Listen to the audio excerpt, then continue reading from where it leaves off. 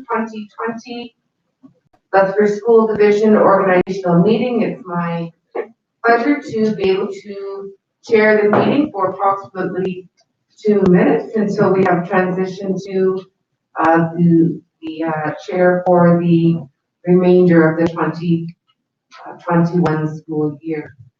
And with that, I would like to call for nominations of chair to hold office during the pleasure of the board. So that would make the first call for nominations. Jen? Yes, I would like to nominate Christine Light for position of board chair. Christine, do you accept that nomination? I do, thank you. Call remains out. Lola? Clark. No. Clark. Clark, do you accept that nomination? Yes. I'd like to make a second call for nominations for position of chair of the school division board for the remainder of the 2021 school year until the fall of the 21 school year. Third and final call for nominations for board chair. I close the nomination process, and trustees, you should have a ballot in front of you. If you could please, you have Clark Bosch or Christine Light are the two nominees. If you could please write your selection on the sheet, fold your, oh yes, 2 minutes off. 2 minutes off. Oh, sorry, what am I doing? My error. Let's call upon, we had Christine, you were nominated first in the sequence if you want to address the assembly. Thank you, Jan, for the nomination. Am I allowed to have the mic? Should I take my mask off? Okay, I'll take my mask off. Thank you. Well, thank you for the nomination, Jan. I am thankful and honored that you did that. Choosing to move forward and putting my name in for chair, there's two things that I'm considering with this run for chair. I'm considering what is best for our division, and I'm considering what is best for our board as a group. We know we're in the middle of a pandemic. We've come out of a rocky year last year, and we're in the throes of it this year. And I believe some would say that in the middle of a crisis would not be a wise time to shift leadership. But I would argue to say that I believe that leadership in our division doesn't come from a singular individual.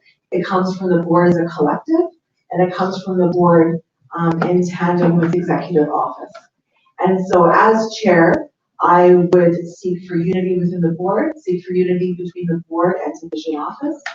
And I believe I would have strong leadership skills to guide our division and to be an appropriate and professional spokesperson for our board in our division and within our community. I am also thinking of the future of the board. I know that we are in our final year of our term. And so next fall, we're heading into elections, and I know that I am intending to run again next year. And I think it's really important to have board memory going into a new year. I'm not sure who else is intending to run, but I think it would be beneficial for the board in future to allow for myself to have experience as chair. I think we have a board of we have a lot of different gifts in our board, and I think we can all have a space to use them. So it would be an honor if you chose as a board to select me, and I would serve at your pleasure. Thank you so much.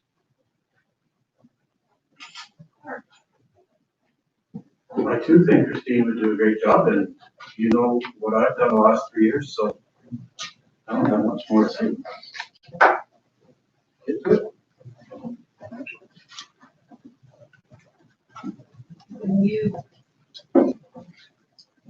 When you finish filling out your ballot, you can fold it and hold it up, and Christine, the Associate Superintendent of Affairs will pick up the ballot. Or you can put it in the box.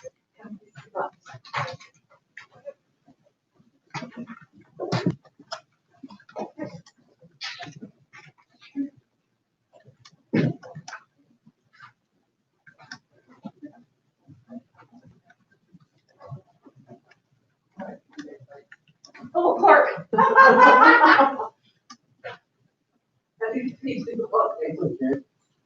Sorry. Yeah.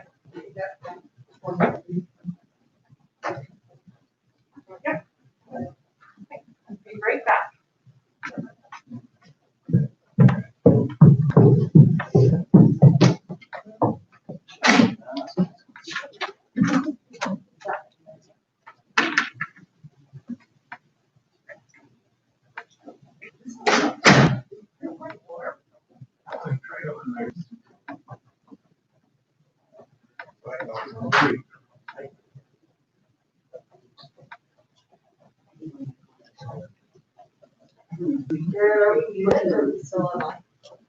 Still on mine.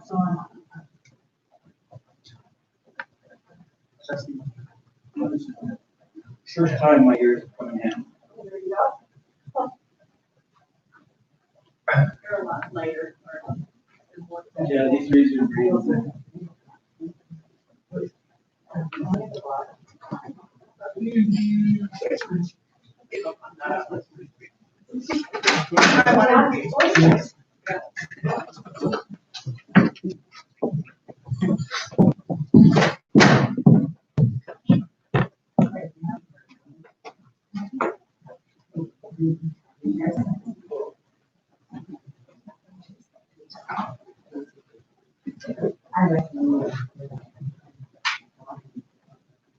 Following tabulation of the votes by Christine, the Associate Superintendent, and myself, I would like to congratulate Christine Light as being elected as the new board chair for Leicester School Division. Congratulations, Christine. And Clark, thank you. Your leadership has been amazing over the last 3 years as board chair. And we absolutely appreciate leadership and know that the transition will be, because you worked together for the last year, will be an incredibly smooth transition. So congratulations, Christine, and thank you, Clark. And we would like permission to destroy the ballots. You get a motion, so I will make a motion to destroy the ballot. Thank you. You get a motion? Yes, we do. Do we have to vote on it? We have to vote on it. Yes, we do.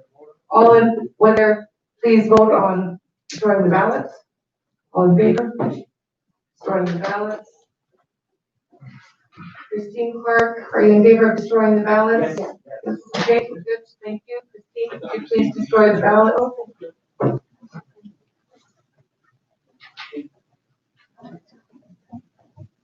Don't forget to save your son. Oh, yeah, that's signed.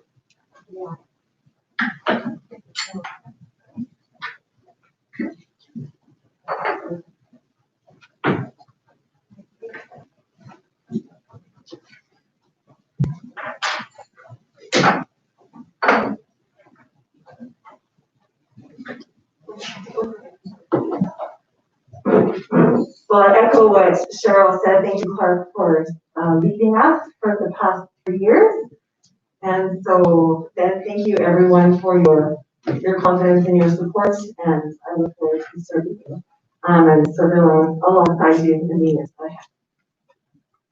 Okay, so now we will call for nominations for vice chair. I have my mic is on, so I'm going to take the people. Oh, yeah.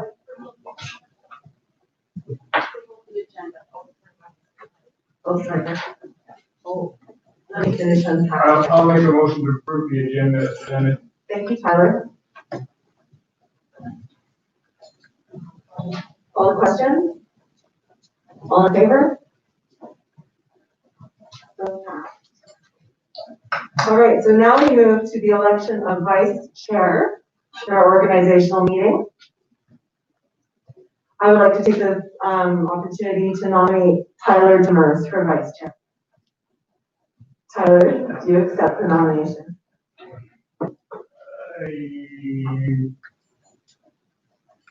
I will accept the nomination, but we'll see if there's some other people who want to do anything.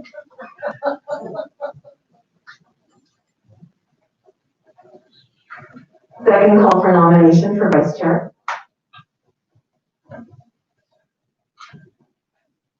Tyler. I'd like to nominate Clark Bosch for vice chair. I prefer not to accept that nomination. Okay. Try. We're off to a good start. Yeah. Third call for vice chair.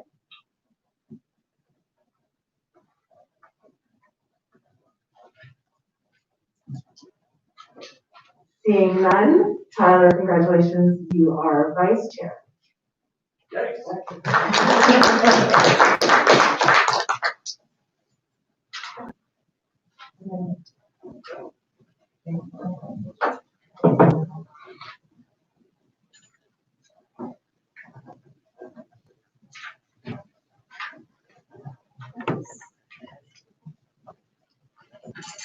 now we move on to the approval of bank borrowing resolution.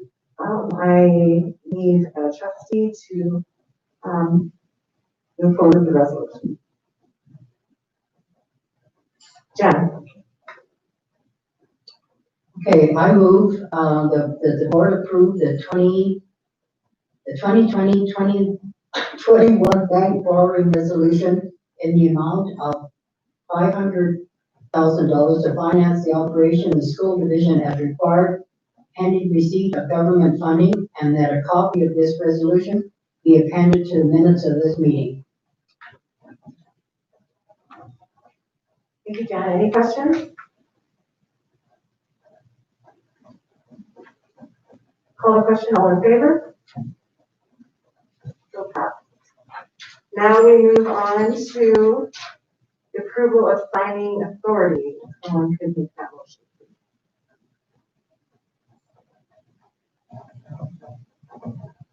I'll make that motion. Clark. I'll read that motion. That the bank signing authority being chairman, vice chairman, secretary treasurer, or in her absence, the director of finance.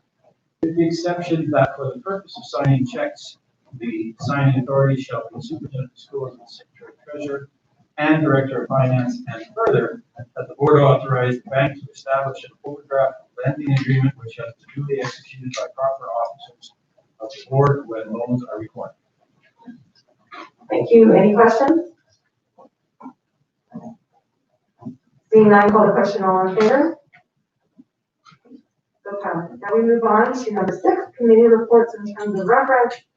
All committee reports and terms of references were reviewed at the September 2020 meeting. I do believe we have one coming up in our regular board meeting. Now we'll move on to number 7, appointments to committees. So let's begin with our board audit committee.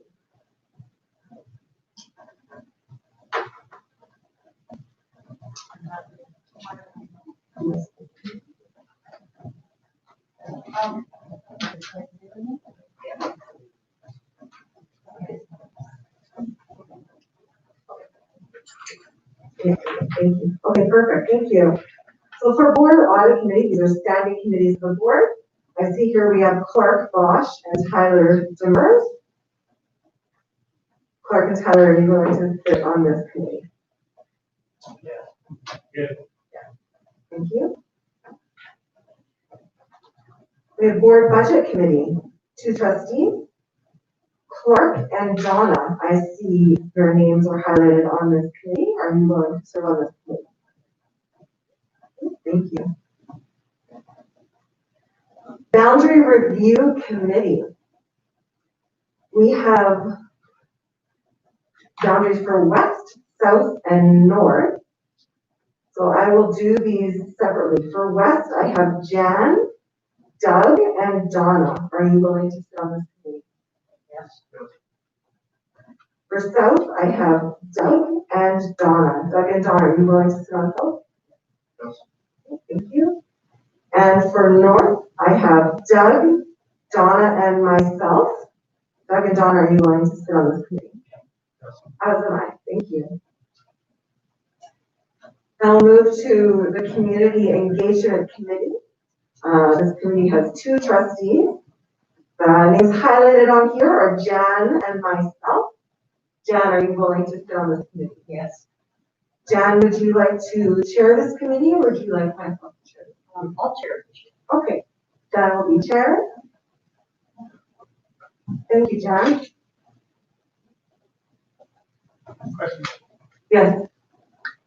for, I think we have to go back a little bit, but on the board audit and the board budget, that we need to set chair. Oh, thank you. Just let me plow right on through. Okay, we'll go back to that. Thank you. So we'll go back to the board audit committee. Clark and Tyler, who would like to chair that committee? Clark's choice. Your choice, you want to be chair? Well, I chaired last year. So I'm here this year. Okay, I've been on, yeah, I'll chair. Okay, But, yeah. Tyler will chair. And then to the board budget committee, we have Clark and Donna. I shared it last year, so would you like to chair it this year? Sure. Okay. All right, Clark will chair board budgets. Do we have chairs for the boundary review committee, Christine? We don't. Okay, perfect, thank you. So now we come back to division wellness committee. We have, I see highlighted Lola Major and Donna Hunt. Are you willing to serve on this committee?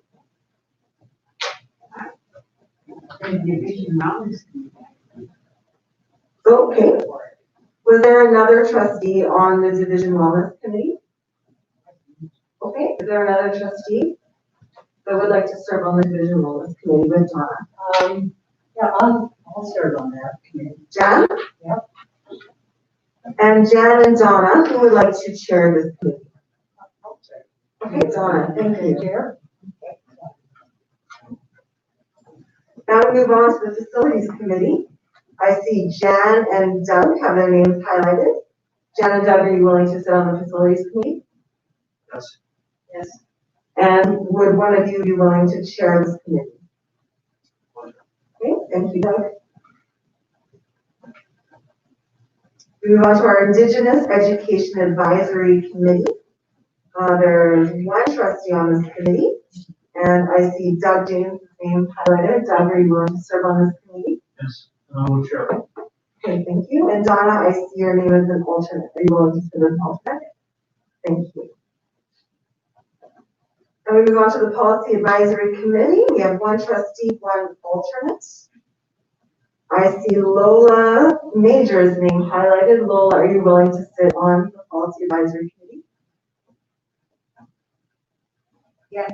Thank you, Lola. And is there a trustee willing to sit as an alternate on the Policy Advisory Committee? Clark, thank you.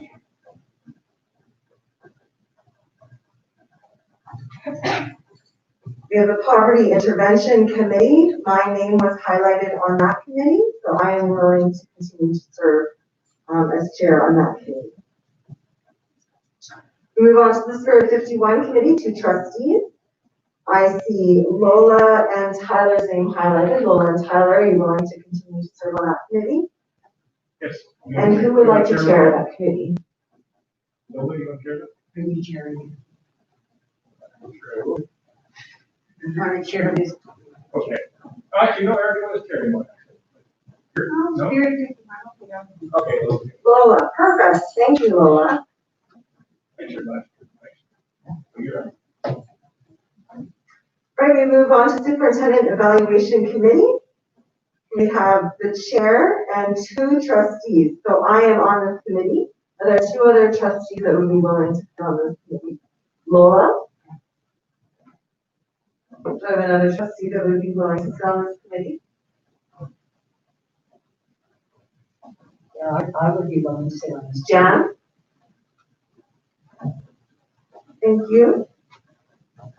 Are there any other interested trustees on this committee? Okay, so Lola, Jan, and myself. Okay, thank you.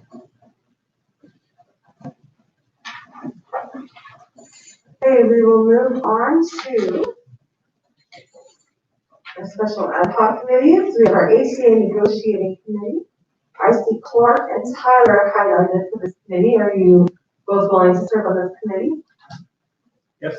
I can chair this one, Larry? Sure, if you don't. I've got the other committee. Okay, so Clark will chair this committee. And the QP 290 negotiating committee, 2 trustees. I see Donna, and is it Tyler? Are you highlighted on this one? Clark. It's Clark on this one, okay, thank you. So Donna and Clark, are you willing to sit on this committee? Well, I'm chairing ATA negotiations. Okay, Donna will chair. That's QP 290. Yep. And we have QP 2843 negotiating committee, 2 trustees. I see my name and Tyler's name on this one. Do you want to chair this one or do you want me to chair this I can chair this one. one? Okay. Hey, you're gonna have your hands pretty full. Okay. Thanks, Tyler. You're already a good wingman. Yeah. All right, non-union staff committee. I see Jan and myself. Jan, are you willing to sit on this committee? Yeah. Were there any other trustees wanting to sit on this committee? Okay, Jan, would you like to chair this committee or would you like me to chair this? I'll chair that. Okay.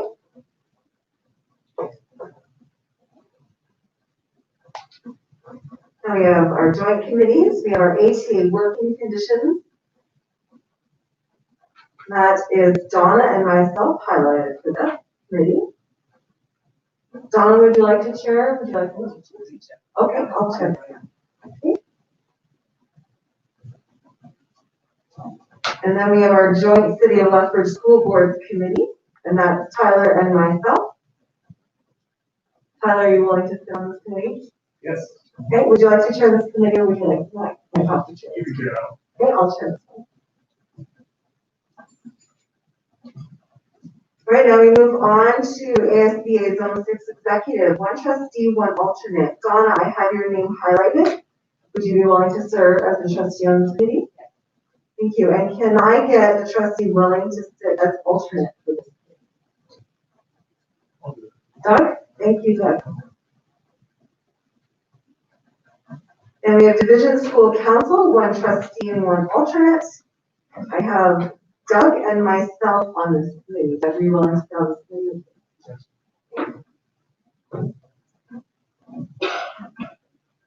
Do you want to be called chair on this committee, or would you like myself to be called chair on this committee? It doesn't, whatever, sure. I'll be sure. Okay, sure. Doug and I take turns, so it works out. Division Student Advisory Council, 2 trustees. I have Jan and Doug. Jan and Doug, are you willing to sit on this committee? Or this advisory council, sorry. Yep.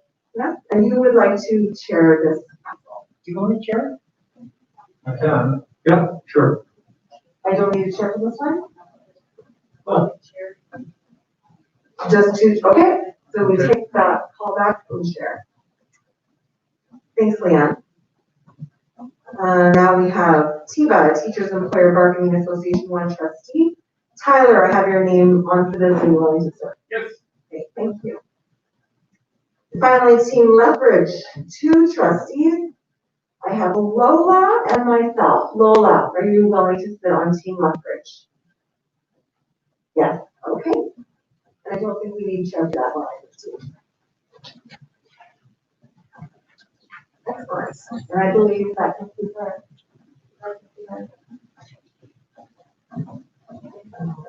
Okay. Okay, that concludes our organizational meeting.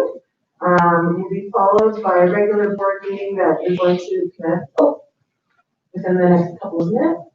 So if I could just have a motion to adjourn. I'll move to adjourn. Okay, thank you, Tyler. We'll see you back after about 5 minutes. Take a 5 minutes.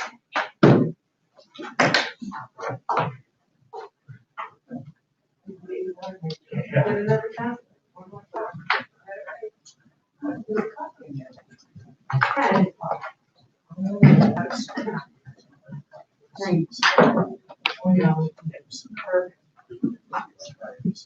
I'm just.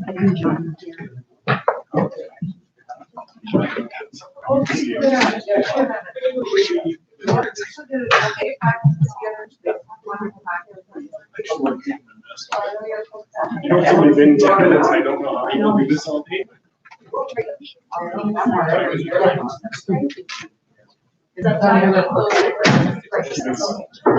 Just did some reading. That's your Yeah.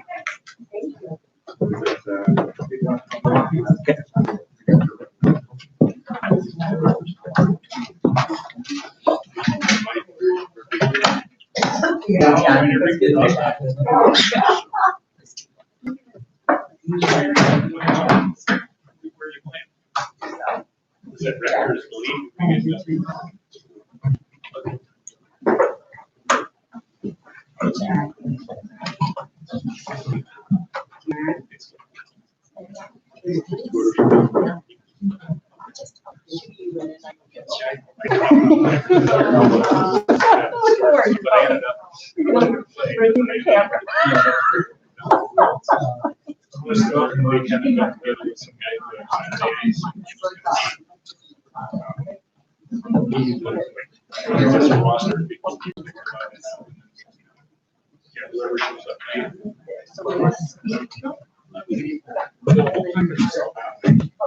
March.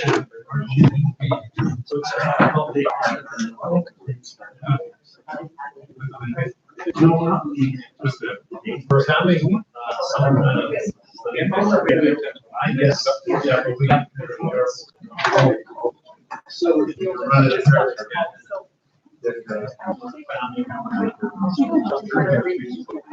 Yeah. I know, I remember actually. There's lots. Well, yeah, right. Of course. Because I started asking so that's multiple permissions. I want to grandfather. You know what we want to do? My boys, I'm not right now. I wasn't Yeah. boy, that's boy. But.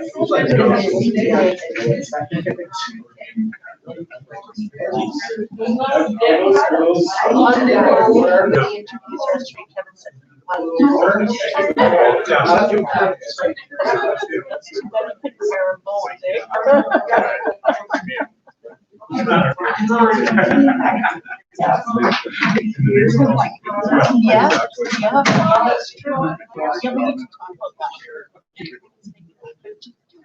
Because then, when it's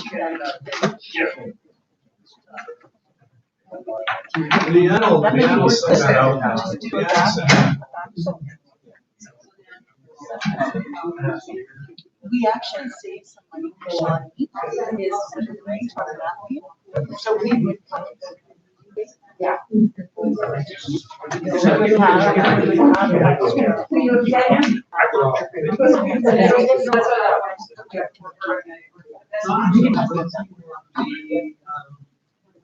Well, it should be good.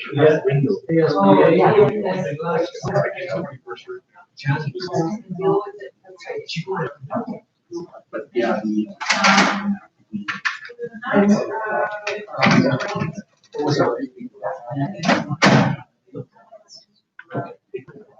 Cheryl, I'll have to excuse myself. I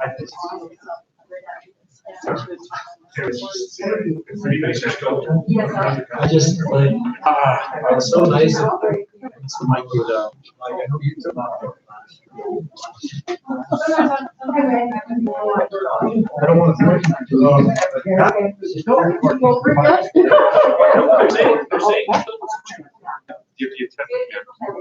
Yeah. Oh, yeah. Then you got wasted the help like that.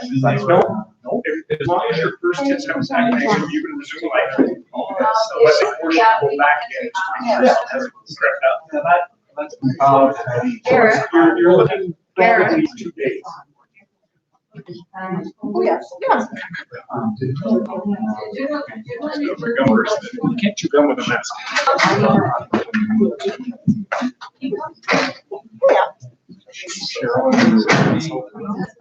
You still, yeah. But that's okay. We can do that.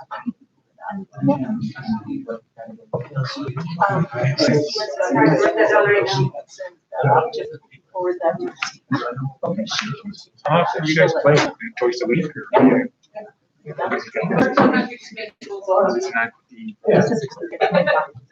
Yeah. Oh, yeah, they're holy morning. This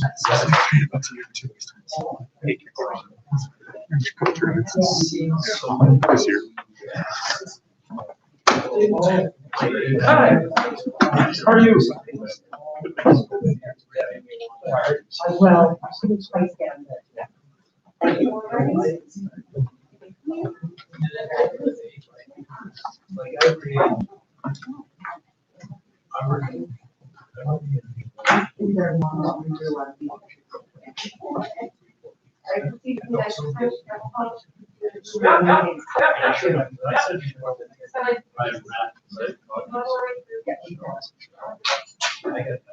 All right, well, it's 4:15 and we will begin our regular board meeting.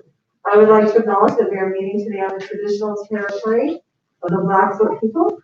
And we will begin our meeting with the approval of the agenda. Are there any additions? I'll move approval. Thank you, Jen. Call the question, all in favor? So moved, thank you. I will move on to the approval of the minutes. If there's no errors or omissions in the minutes, it's recommended that the minutes be approved by the board and signed by the chair. Are there any changes to the minutes or comments to the minutes? I'll move approval. Thank you, Jen. Call the question, all in favor? So moved. And I don't believe any business was arising from the minutes. So we will move on to our presentation. Morag and John Chief, we welcome you here. And we just look forward to our time with you now. Morag, I will hand this over to you and John. So thank you for having us here. I especially want to welcome John. John and I work closely together in support of our Indigenous education portfolio, and John is the coordinator of the program. And he oversees 4 grad coaches and 2 Indigenous education teachers, one at the elementary level and one at the middle school level. And we've had some very interesting shifts this year, and really in crafting this presentation, I did want to just put myself out there and John to say, are there any questions or any concerns that the board might have? Seeing that there were no indications of any concerns or questions, we decided to just craft an update to give you an idea of what we've been up to and where we are going with Indigenous education. I think it's an exciting new route. Just today, we had Melanie Morrow, our Indigenous education teacher of elementary, doing a presentation in Victoria Park to 14 grade 4 teachers, embedding Indigenous education into socials and science curriculum. And so we really are moving and shaking, and we look forward to sharing through the direction that we're going on this path. Do you have anything else just to share, John, before we start? Okay. So first of all, we just wanted to share the vision of where we're going with Indigenous education. This was crafted a year and a half ago, and really articulating that bigger piece of a culture of inclusion as we continue to move forward, understanding that Indigenous education is not just a portfolio for Indigenous learners, it's for all of us, both staff and students and community. The mission as well is really to continue to focus on building our teachers' capacity to both embed Indigenous education into their teaching, but as well build a deeper understanding and empathy in working with and understanding Indigenous culture as we continue to move forward.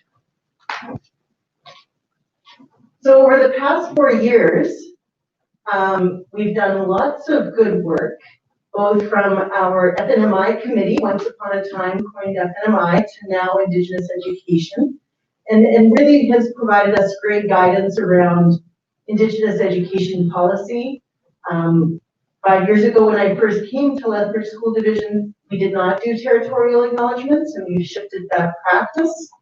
Our staffing changes over this last year, in response to both the challenges we found finding qualified applicants, but as well, really needing to focus on our high school graduation rates for our Indigenous learners.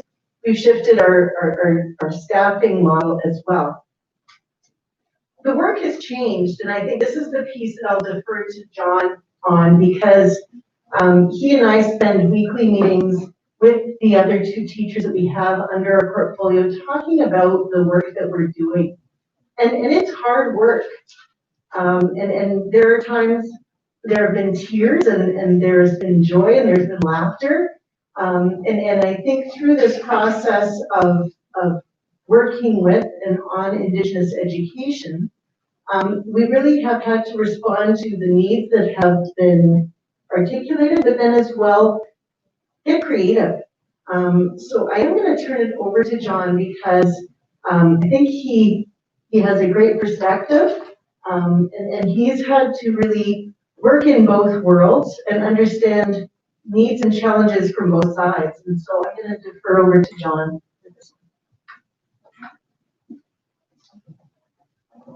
I guess to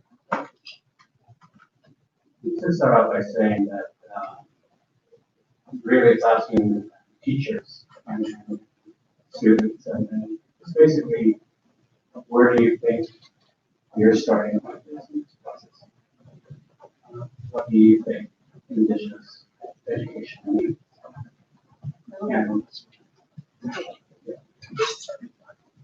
like basically just asking, where is your starting point in this process, and what is Indigenous education mean? How do you define what that looks like?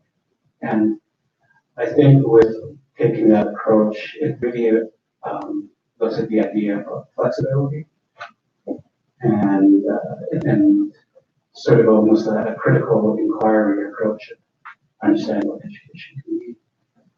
The basis of what we're talking about is creating an open, collaborative communication of what Indigenous communication can look like, Indigenous education can look like. And so we have lots of, in that discussion, we have lots of points of reference to make. Of course, there's the Alberta curriculum. Of course, there's the Truth and Reconciliation as well.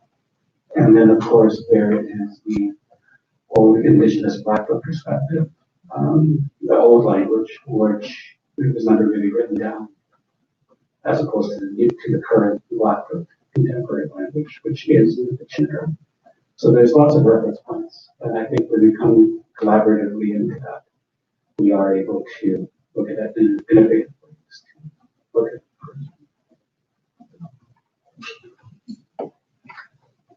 And so, as we continue to move forward with that curriculum focus, with more of a process-oriented approach versus a product-oriented approach, we have encountered some discomfort in our system.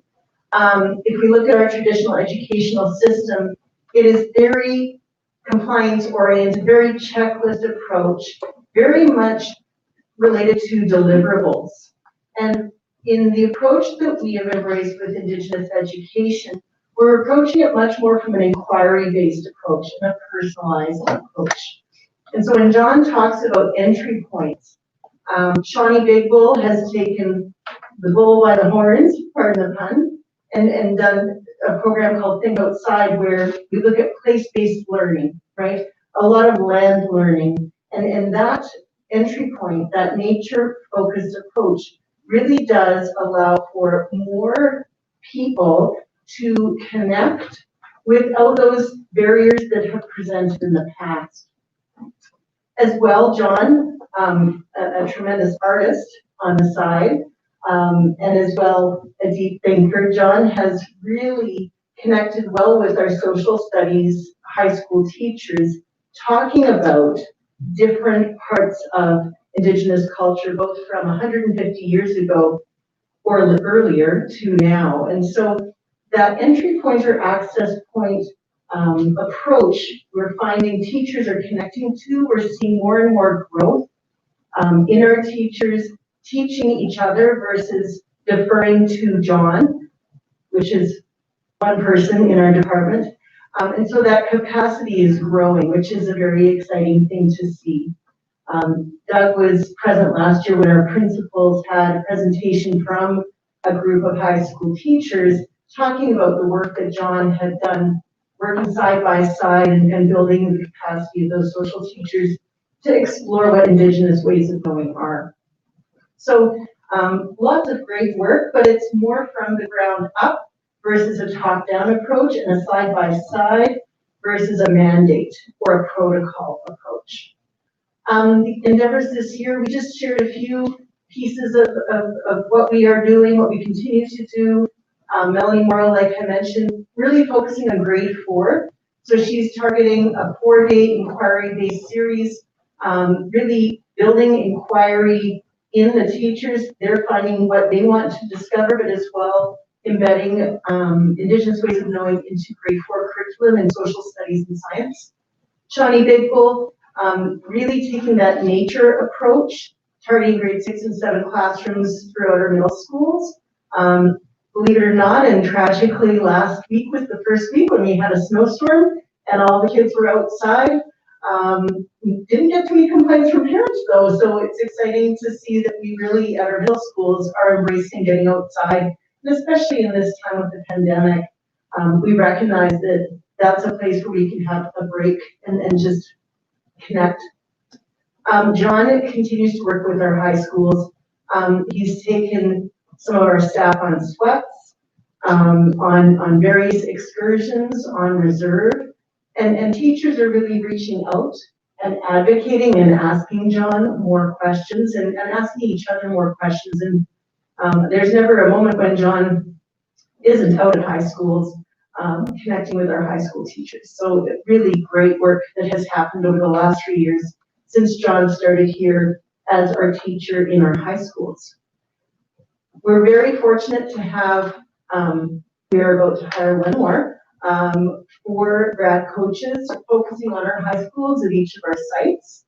And so Mandy Plain Eagle, Maria Livingston, and Kendall Goodrider, they are working and continuing to craft the work in our high schools and supporting our students who are of Indigenous ancestry, and as well supporting our teachers when they're looking for cultural compasses or guidance, and connecting our teachers to other community members who can assist with Indigenous content or culture.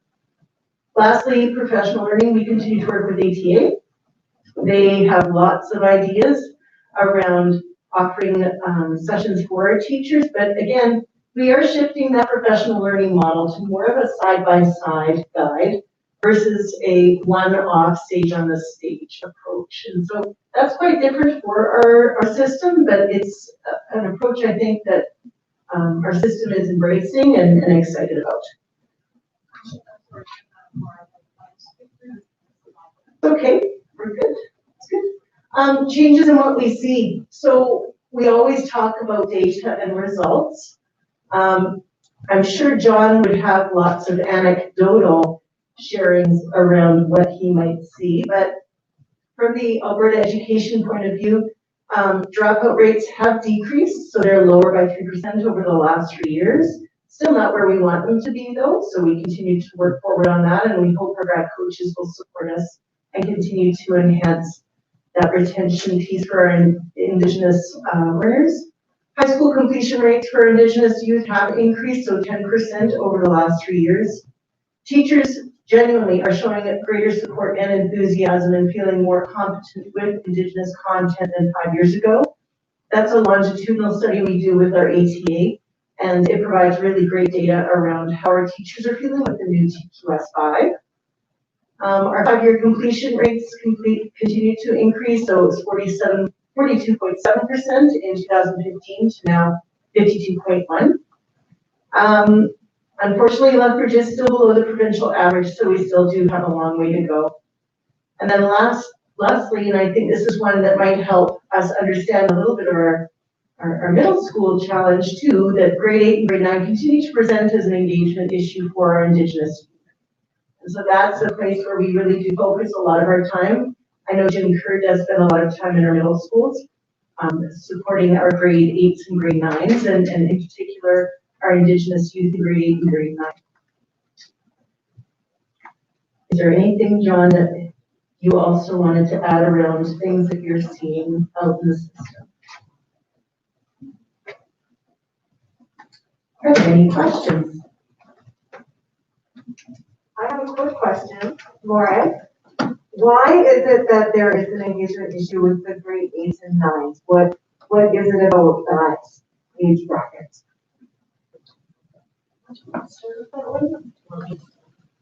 You start? I think there's a lot of different pieces to that data. I think, first of all, connection to school is a huge one. I think transition rates for many kids are difficult, especially moving into grade 9. And that loss of connection to a community from that middle school, which is much more intimate, to a high school model where you're a little fish in a big sea, right? So I think that is always an issue. I think as well, we're hoping that the cultural response with the grad coach designated at a high school will provide connection and cultural connection for our students. I think that has traditionally been difficult because when we had our liaisons, we had 4 last year, but they were spread out to too many schools and not connecting with students. And so we're hoping a more targeted approach will assist in building that connection and that cultural guide and role model as well. John, do you have any other thoughts on that too? Well, part of that too is about the process as well. As I'm finding more teachers engaging in the culture as well, you start to have a sort of a collaboration of ideas about what those things would look like. So, for example, we talked about just the issue of communication. So, for example, the vice principal over at Victoria Park brought the students, because of communication and engagement, sort of, I would have to say, see him in a traditional way, meaning specifically as an elder, so to speak. So it takes time. It's about communication, it's about expression, it's about types of engagement. Because a lot of those have not really been taught.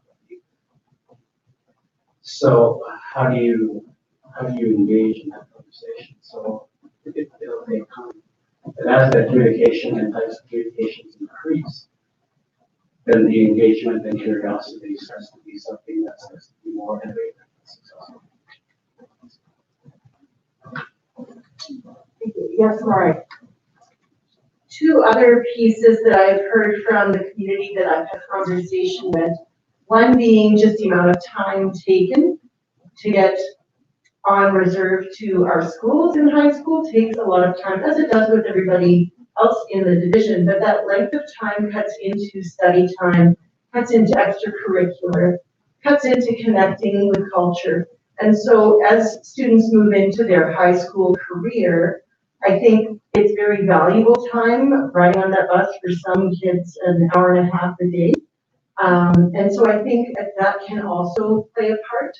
And ultimately, I think, like John was just prefacing, really, the more that students see their culture in curriculum, see their culture being respected, see their culture being recognized in a positive way, I think it draws kids in. And so when we look at our high schools, as we're starting to have more teachers embrace and weave into their teaching, both methodology and content around Indigenous education, we're hopeful that we will start to see more students that we retain moving forward. Any other questions? Jan?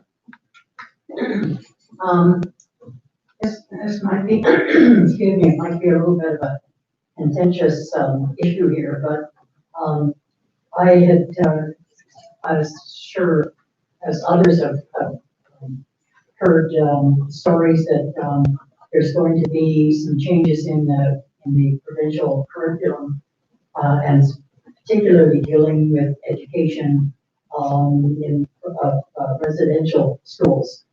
And I'm just wondering if there's other areas, that have come out that we should be aware of and that we could, maybe, speak on behalf of, our school division to the Alberta Education before all of this is finalized.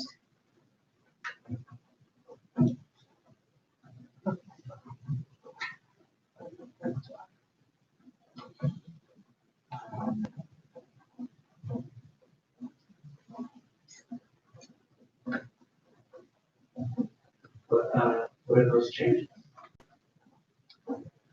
Pardon me? What are those changes? Well,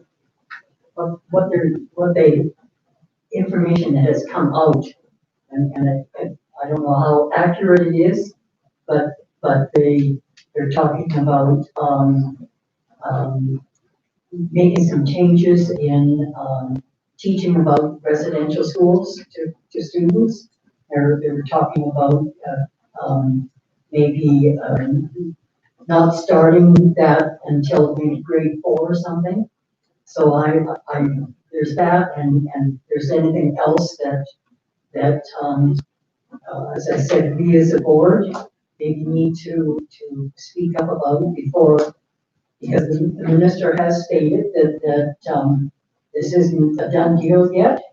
And, so if there's something that maybe we need to advocate. Well, I'll tell you what I've heard, and these are suggestions from different teachers that I've heard. One of the suggestions is just hire more native teachers as teachers. That, in that particular sense, whether it's elementary, middle school, or high school, that changes the visual response right there. It changes the communication to come to a very different level. And if you just hire native teachers as teachers, that changes everything. That's one response I've heard. The other response I've heard is that how can we engage in this process in a very capacity? How do we choose those kinds of words to express that communication?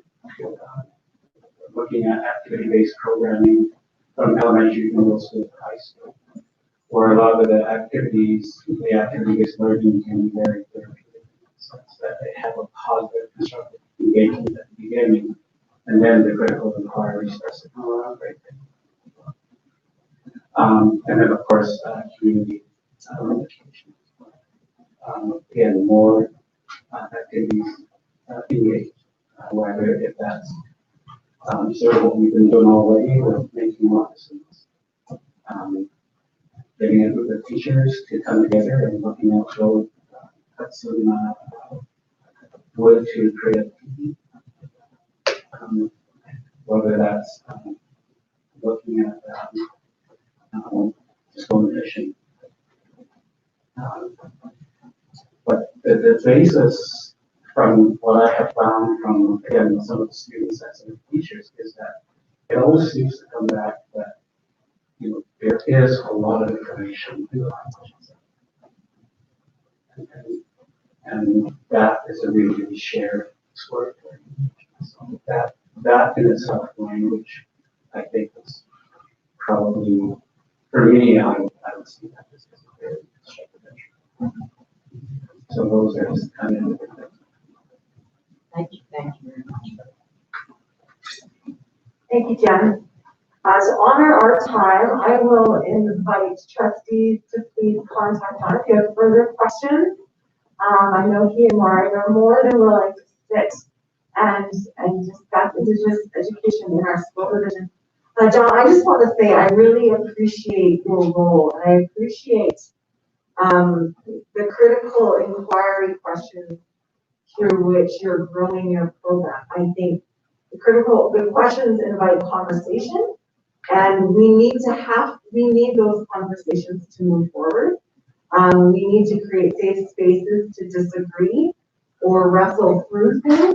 It's a messy process, right? And so I know your role and Indigenous education within our division, it deepens understanding, it strengthens our learning, it expands our empathy, and at the end of the day, it really does help create a more inclusive environment in our schools. And so I thank you, and I thank you, Maureen, for all of your work in this area. Thank you.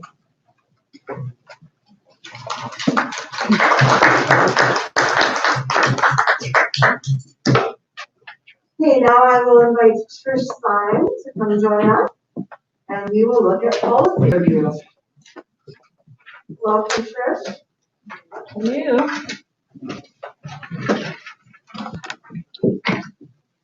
All right, good afternoon.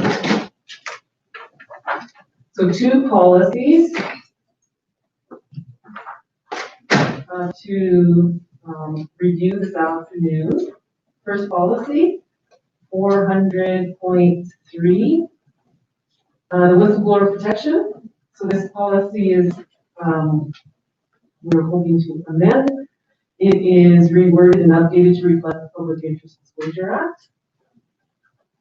And you can go through there. There's 2 different copies of it. One is the updated version, and the other is the old version. And as you can see, if you put side to side, they are a little bit different from each other. So just some updated wording, and of course, adding in the contact information for the Public Interest Commissioner's Office. I worked in the summer with Samantha Parker from the Commissioner's Office with this, just making sure that our policy did reflect the updated wording that is required in our policies. I do have a couple of updates though, as I looked on the last page, right above the references, that it should read as provided for in section 67 of the Education Act. And also, Education Act is there, and it should say 67 for references, Education Act 67. And that was the only other additions that I had in there. I forgot to put that correction in there for section 67 of the Education Act. Are there any other questions?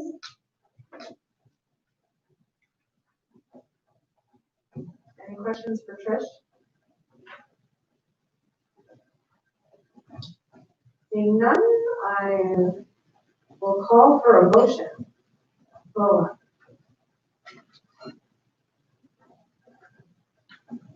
I move to approve policy 400.3, whistleblower protection as amended. Call the question, all in favor?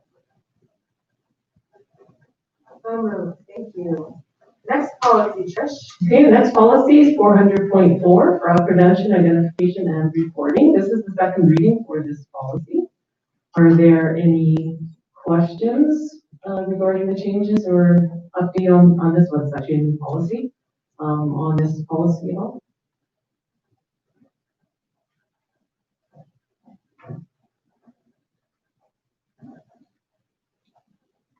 Any questions for Trish?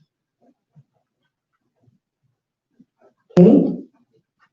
To approve, I move to approve policy 400.4, fraud prevention, identification, and reporting. If we can have the third, this is the third and final. This is the second. Second. Reading. All in favor? All in favor? All right, having all in favor, we can move on to the third and final reading. Okay. I move to approve policy 400.4, fraud prevention, identification, and reporting. The third and final reading. Thank you, Lola. Okay. Call the question. All in favor? So So passed. Thank you, Trish. Thank you. All right, we will move on to 5.2, voluntary retirements. Alberta Teachers Retirement Funds and Local Authorities Pension Plan Member. Oh, you can see it? Yep. All right. So I'll just speak briefly to it. In the past, the division has offered voluntary retirement plans. Essentially what happens is an employee resigns their position and as of January 1st, they have the intention to retire, and then they get a temporary contract on February 1st until the end of the school year. Just for information for the board, last year we had 12 people taking that program, 7 were teachers, and the other 5 were support staff.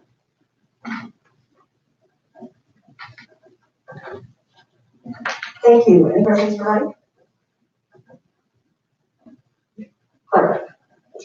In the past, I don't know if this is exactly, we've done it this way all the time, but the recommendation that the board extend the voluntary retirement package to all employees.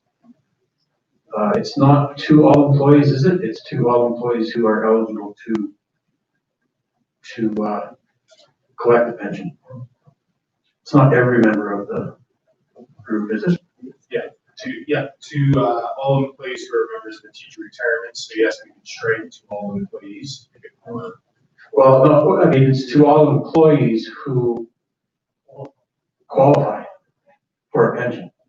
Yeah. And I think it's mentioned in the background up there too. Yeah, we can absolutely change that.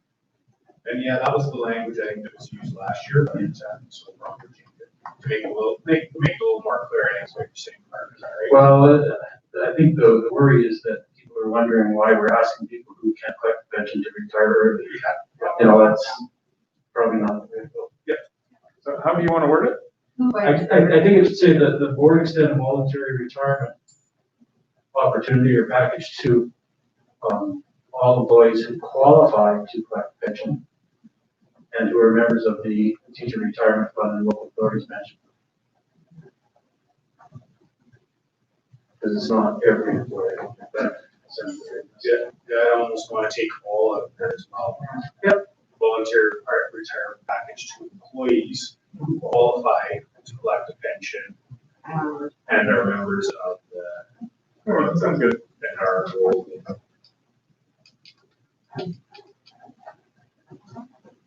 Thank you, Clark. Any other comments? Yeah, we'll call for a motion.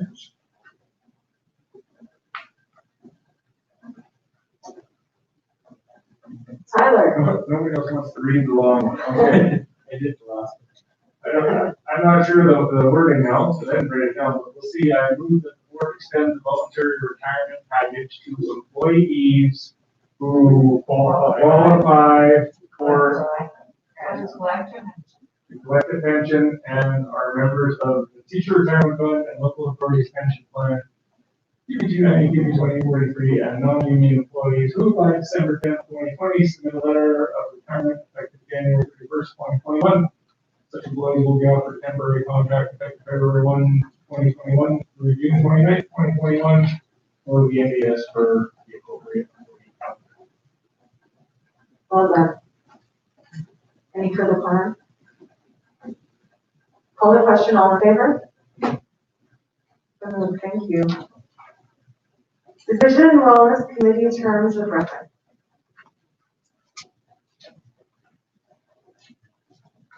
We just added a few references, and then we took out a bit, and we wanted to tidy up our references and our terms of reference. So here they are. I'm sure you've all read them, so I'd like to move that the board accept these. Any questions? Call the question, all in favor? Division highlights. Clark, let's start with you. Well, I don't know if I have highlight other than I did my first parent council via the internet and seemed to go out quite well. So, that's highlight. And also, I would just say that virtually everywhere that you go in our division, that people are feeling like they're servicing these kids and doing it to the best possible and over the top possible. So congratulations to that. Thank you. Jan? Just kind of echo what Clark just said. The thing that I have heard from staff and from parents is that even though I think everybody realizes this is a very difficult situation we're in right now, that hopefully won't last forever. That both our staff and our students are not only receiving excellent education, but are being kept as safe as possible. And I also just want to comment that I really appreciate that before we ever hear anything on social media or in the regular media outlets, that Cheryl always lets us know about anything that's happening in any of the schools. And unfortunately, we're getting more all the time, but that's to be expected. I don't think any one of us thought that we were going to be free of this, but I certainly appreciate finding out quickly about that. And so again, kudos to our staff. I know they're working really, really hard to keep our kids safe. Thank you. Tyler? Really have a lot since there's not many things to attend. Been to a few parent council meetings and been to a couple lively ones, very spirited, I would say. So I appreciate the people who come out and voice their opinion and just, yes, keep us going on that front.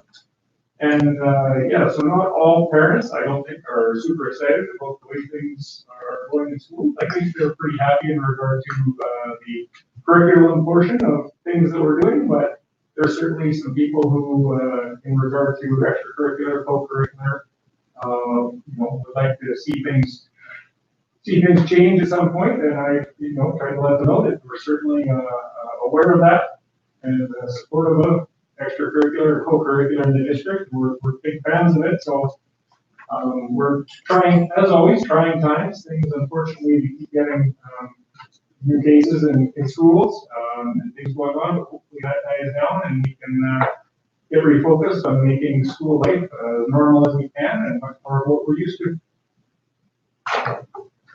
Thank you, Tyler. Lola?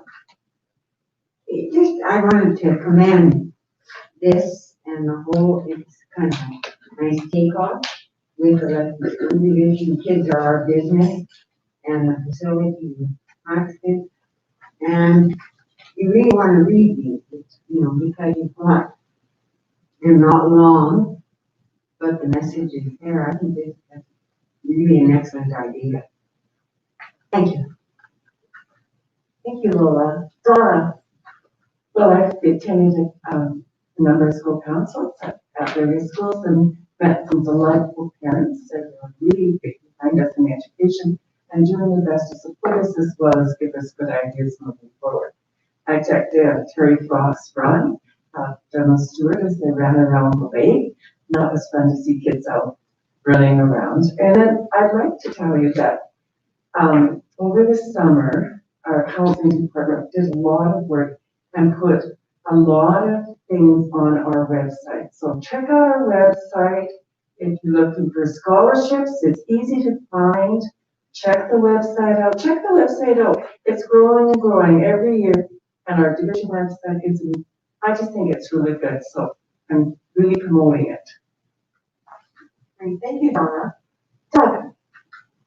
Similar to Tyler and most of us, it's not a lot of events to go to, but I did drop into Lakeview this past week, and it was pajama day. It was great. I couldn't believe it. They were still doing pajama day with COVID. You know, it was amazing. So I want just a congratulations to all the schools. I know they're trying their best to continue to normalize this situation.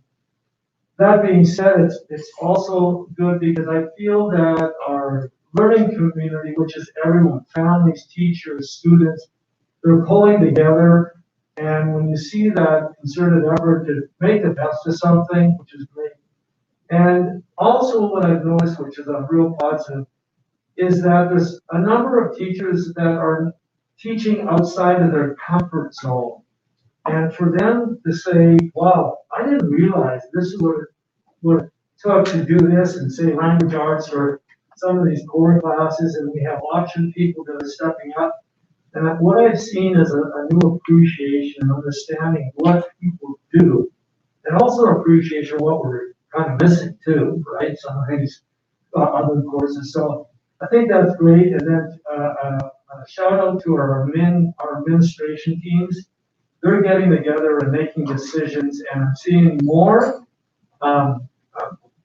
coordination between each other and conversation rather than individual schools. They're talking as a community and what can we do that's best for all kids in, say, middle school, high school, or elementary. So lots of positives in light of what we're going through. So I think it's fun. That's it. Thank you, Doug.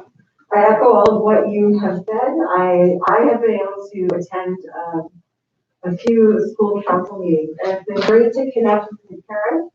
It's been great to hear their perspectives on how things are going, ways we can continue to strive forward and improve. I know there are many parents that I've spoken to that are thankful for the precautions we're taking and they feel that their children are safe.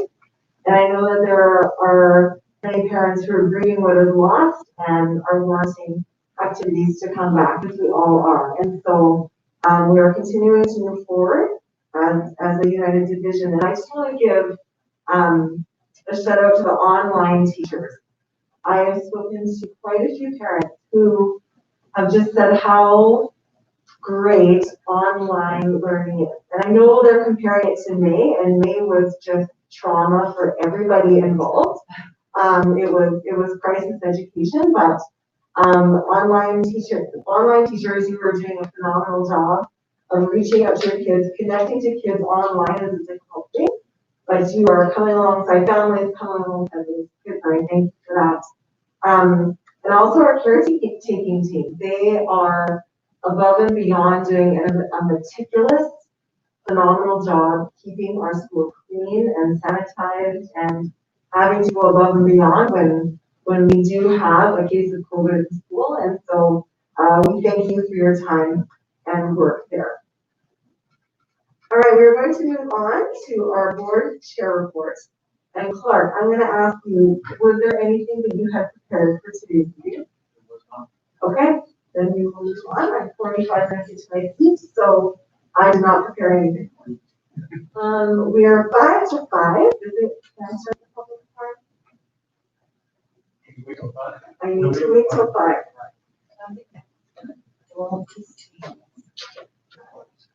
Okay, we will move on to the business affairs report then. Thank you very much. So October, we did a little bit of fun with Halloween. Sometimes, it's, finance and facilities and safety is not that sexy. So we have fun with Halloween themes. So that's kind of what I did this month in my report. But facilities, we love building stuff. And it's exciting. Dr. Robert Claxton School is coming along really well. If you get a chance to drive out, the school out in the previous upper, if you just drive around a little bit to the back of the school, and you will now see on the gym wall at the back, you will see actually solar panels on the wall. So we have not only solar panels on the roof, but on the south and west side of the school on the gym facing walls, there's actually solar panels that are actually quite stylish. You can call solar panels stylish. And so something you can see, it's really taking shape. We're pretty excited. Our playground is scheduled to, be poured, next week with some of the equipment installed, and the rest to come at a later date, so we're excited to see that get going. This month, we, were given a rush to proposal by the government to submit some, requests under the capital facilities, capital maintenance renewal, funding for the 2021-2022 budget that will be in the spring.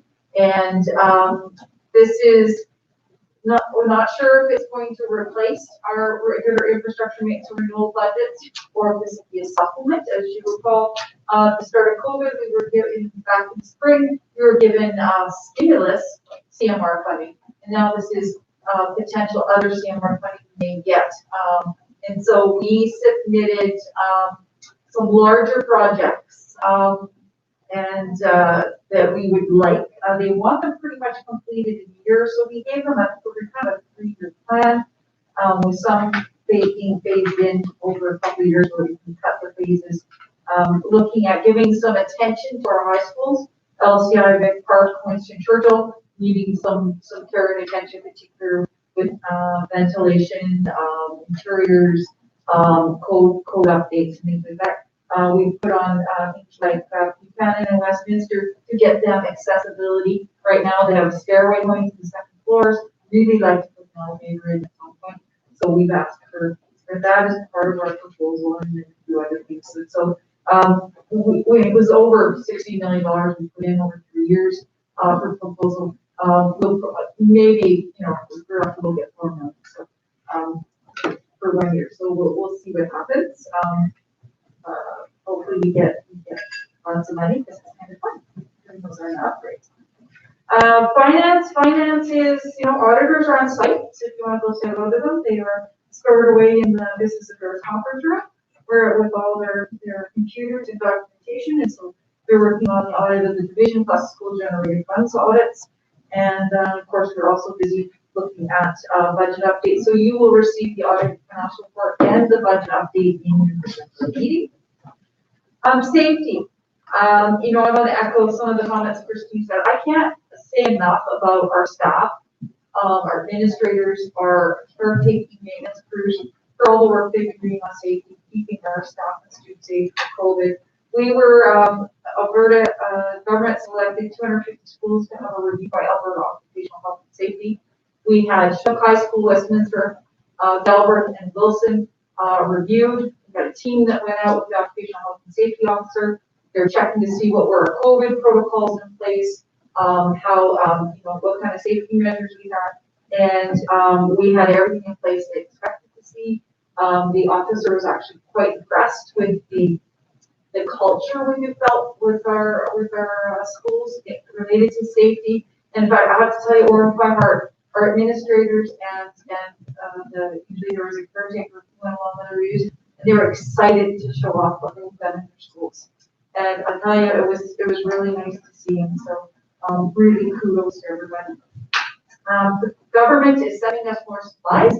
We're getting more disposable masks, reusable masks, hand sanitizers, cleaning supplies.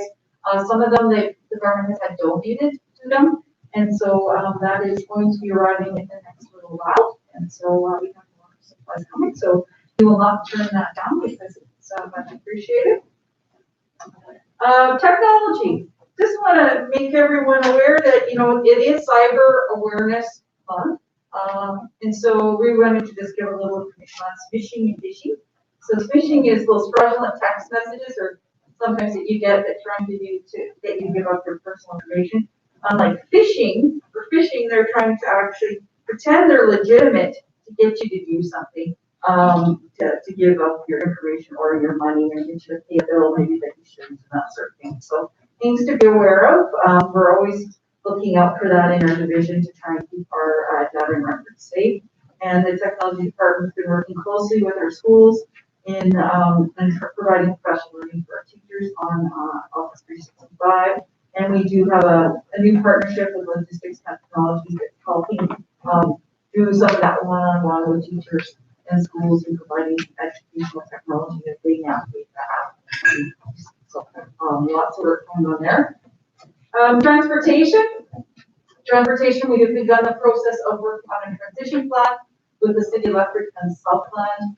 We're looking at a phased-in approach at this point where Southland taking over some of the routes in January 2021, with the rest in probably after February break. How many routes is yet to be determined. It's all depending on how many staff that can get hired and trained at that time.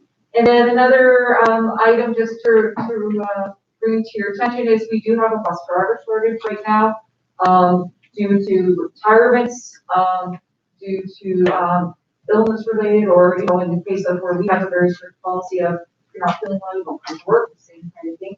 And so we have routes that sometimes are for drivers, so we're doing kind of double runs going back, picking up kids, trying to consolidate some route structures to reduce the number of routes required. So the City Electric and Structure Gas are working very hard. Garrett has put out some notices to parents so make them aware to just keep watching our website, because of course it can happen with a notice movement if a bus is going to be late. And so it's a frustrating reality of COVID that we're having to work through. And so and that's all I have for my report. Thank you, Christine. Lots of moving pieces. Any questions or comments for Christine?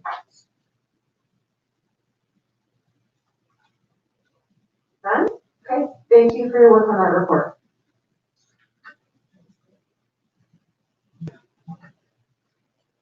It's 5:05, so we're just going to move forward into our public forum. On behalf of the board, I just want to thank you for your presentation. Only there was one. Good. Do we have anything for presentation? No public forum presentations. All right. We will continue on with our agenda then. Human resources report. Thank you. Just a few things that we want to go through here. First, in terms of organization, one of the things that we really want to emphasize is how does the human resources department support the work that happens in schools. So that's one of the things that you'll see ongoing in our report. And as you can see, we've spent a fair bit of time visiting schools, providing professional learning, that sort of thing. And the department does a really good job of that. As well, we're working hard to get more and more folks on the substitute list. As you know, we have increased demand for substitutes this year, so we continue to onboard people and continue to get more and more subs on the substitute list. Both Ron and I are involved in CASIX as well. I'm the president this year, and Ron is the chair of the Human Resources Group. So yeah, so we have some duties that we do there. We had a great opportunity. I had to miss some of it because I had a bit of a conflict, but we had a great opportunity to do sort of a roundtable with intern teachers who are graduating here in December. And basically, we had 4 or 5 of them, and we gave them a little kind of 1 or 2 minute spiel, and then they just asked questions about getting a job in the profession. How do you apply for the sub list and all those sorts of things. So that was great, and it's always awesome to see their energy and enthusiasm, and certainly we're going to need them when they're graduated. And then some of the members of the HR department joined one of our caretakers, George, for his 80th birthday, and had a little celebration, which was awesome. So we wanted to make sure we included that. In terms of the enrollment update, we've already provided some of those details with you. As you know, we have seen a drop in our enrollment. This is primarily due to the pandemic, and as the year progresses, it's certainly possible that we will see a number of those students come back. Some information that we didn't share, and from the last time, we're getting a little more specifics. Last time we did share with you, approximately 15% of our K-12 student population has selected an at-home learning option. And then numbers that we didn't have last time that we put together for this time, we have about 59.2 full-time equivalent teachers that are supporting students in at-home learning. So that number is going to change. It'll change with the pivot points. It'll change as the year progresses. It'll change with semesters at high schools, that sort of thing. But that gives you a good indication of where we're at. And then we continue to do hiring along the way. Some of that is to finish off the money for the federal government provided for COVID. Some of it is just the normal leaves that you have in a school year, those sorts of things. So roughly about 16 teachers and 6 support staff being hired since the last board meeting. And then, of course, this will be probably ongoing. We continue to support schools with questions that come up with COVID-19. We're in the process of making a new lead code, for example. We have a general sort of catch-all COVID one now with people having to isolate, those sorts of things. We need to make some more specifics. And then, as I mentioned earlier, the pivot point has happened. Parents were able to declare their intentions, and we met with principals at the elementary level this morning to discuss what the process is going to look like to transition kids back and forth. For the most part, it's going to be relatively seamless. There are a few things that need to be done. Report cards need to get completed from the current teacher and then passed off to the new teachers so they know where the students at, how they're doing. And then there's a few hot spots created here and there where we have some classes that maybe have gotten a little large and some that got a little small because, of course, the movement doesn't happen evenly. And we'll work those out in the next coming while. And we anticipate that kids will transition probably about November 13th, November 16th. November 13th is the Friday, November 16th is the Monday. So. And that's pretty much it on the HR report, unless anyone has questions. Thank you, Mike. Any questions for Mike? Very thorough. Thank you so much, Mike. Now, I just wanted to confirm, is there a public forum question? It's actually on your email. Well, it is on the email. So let me check my email.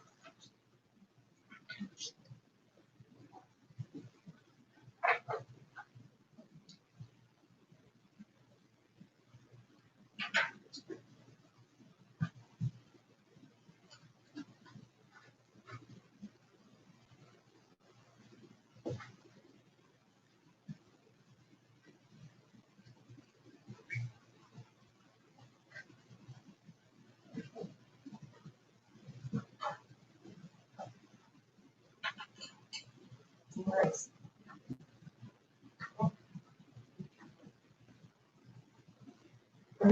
Yeah, okay. So before I read this letter, I just want to say on behalf of the board, thank you for your presentation. We appreciate public members coming forward to express concern or perspective. You can be sure that the board will carefully consider what you've said today and provide a response in the near future. So the letter is as such. Dear Division 51 trustees, many of you know me from my involvement as a parent with this school division over many years. I'm the daughter at Churchill. I was deeply struck by the eloquent and passionate letter from Miranda Fadi that was presented in the September Public Forum about the School Resource Officer Program.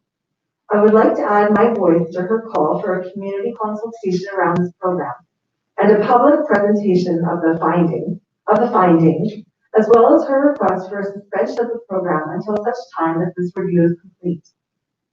The calls to defund the police that have come out of the Black Lives Matter movement this year have led me to do a lot of reading, listening to experts from racial minorities, and soul searching.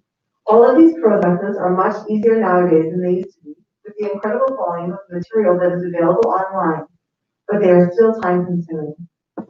As a white person myself, as I believe are most, if not all of you, it has not been easy for me to accept and truly understand that many people in Canada would never dream of calling the police, because to them, the police represent the opposite of safety.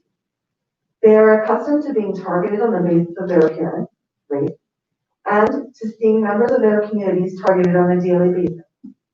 Even if they see a friendly officer in some context, the overwhelming influence of police in their lives is not positive. The fact that SROs are uniformed police officers who carry guns is not liable to make them come across as benign, either to children or to many of the BIPOC, Black, Indigenous, or people of color, parents of those children, who may have their own lifelong experiences with police. As the Defund the Police calls have pointed out, police are asked to do many tasks that aren't what they are trained for, and that other professionals may be far more suited to. I am aware that SROs have been used in our school division to work with kids who have gotten into disputes or trouble. I spent 4 months in Berkeley some years ago and attended a parent meeting at my daughter's school with the, in brackets, Black superintendent that has really stuck with me. Unlike virtually any meeting I have been to in this school division, that meeting included many BIPOC and particularly Black parents. They pointed out that their children, boys in particular, were disproportionately likely to be sent to the principal's office, put into detention, etc., for the simple reason that the, in quote, predominantly white teachers had more trouble identifying with and understanding how to deal with these boys when they didn't conform to the teacher's expectations.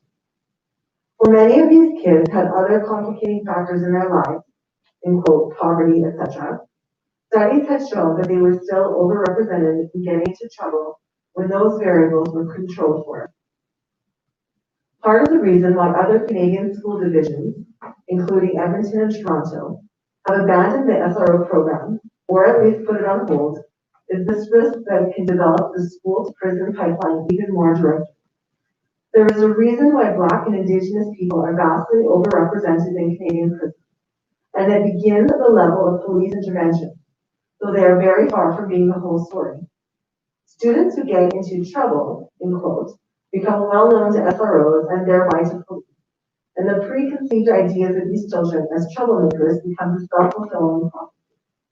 There is no good evidence to suggest the training that police officers receive, which is intended to enable them to deal with crises involving potentially belligerent people who have caused or threatened the harm, is ideal or even appropriate for enabling them to mediate or counsel kids who have gotten into disputes or trouble.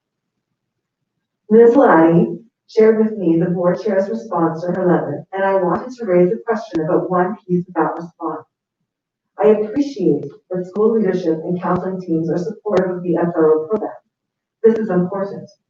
To what extent does this include feedback from school leaders or counselors who identify as BIPOC, for example, FMI liaison?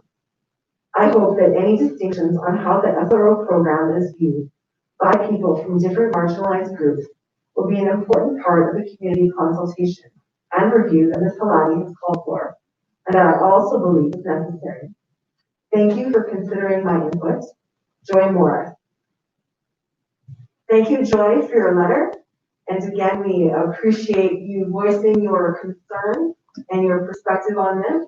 And we look forward to having a conversation and responding to your inquiries in the near future.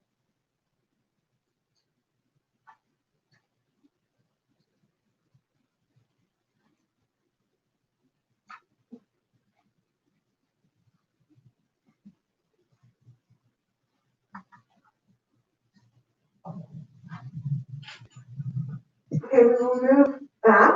That was the only public forum letter that we received. So we will move back to our instructional service report. All right.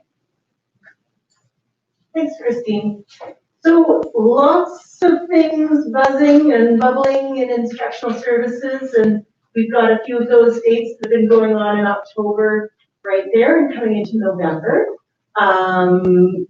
Moving into the school resource officer program, quite timely for sure. And I look forward to also doing a more in-depth dig into feedback that we have received in the past and going into the future with our SRO program. Preliminary conversations actually around how we work best we have had with our SRO team starting off the year. We only have 3 currently working in our schools along with our supervisor. We are anticipated to have 5 SROs working in our school division and supervisors. So looking forward to continuing to enhance the services we provide there. Think outside, as I mentioned already in our Indigenous education report, Shawnee Big Bull has really championed this program and is out working in our middle schools in grades 6 and 7, targeting the capacity of teachers to both teach outside, but then weave curriculum into the outdoors as well as infuse Indigenous education. So a really exciting program. Got a little bit of feedback from 2 teenagers the other day that are experiencing this program, and the preliminary feedback was we liked looking for things outside and writing a poem about them. So Hopefully that will get even deeper and more interesting as we continue to progress. And really, we thank Helen Schuler for lending us Jessica Deacon, a real champion of the outdoors, and she has gone out and co-taught the first few lessons with Shawnee. But Jessica will continue this program, working with our teachers and alongside our teachers at all 4 of our middle schools. We can just scroll down through professional learning, early education programming, as you know, the YMCA, we're very proud to have started our early ed program there, and it's going well. Granted, there's been some turnover just from staff, just with the basic hiring and moving, but we are excited to continue this project, and it's been received very well. The classes are all full at our Y both in the morning and in the afternoon. Staff wellness throwdowns, we have just completed our physically distant, socially connected throwdown. Not sure yet about the participation levels, but I'm sure Christina will be tapping away at the computer next week.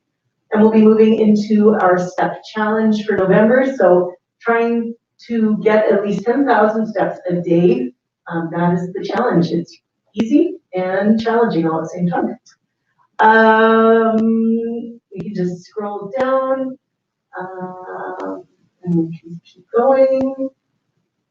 Inclusive education, we're chugging along there. Really, Anne Muldoon has been working tirelessly with our SLPs, trying to get our speech supports up and running, and really I have to commend the speech language pathologists who have had to shift much of their mandate from last year with the RCSD mandate, and as well their PAC mandate, and working in tandem with our OT and PT services to support our students in K through 3, and then as well our early ed. So lots of evaluations and assessments going on there.